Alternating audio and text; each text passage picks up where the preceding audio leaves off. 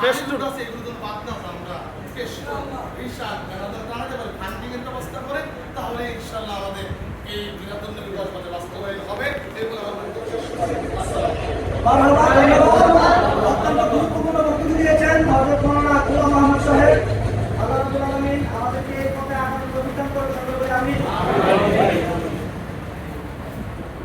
গোলাম মোহাম্মদ সাহেবকে ধন্যবাদ উনি যে উদ্যোগটা করছে আমি ব্যবসায়িক পদে 10,000 টাকা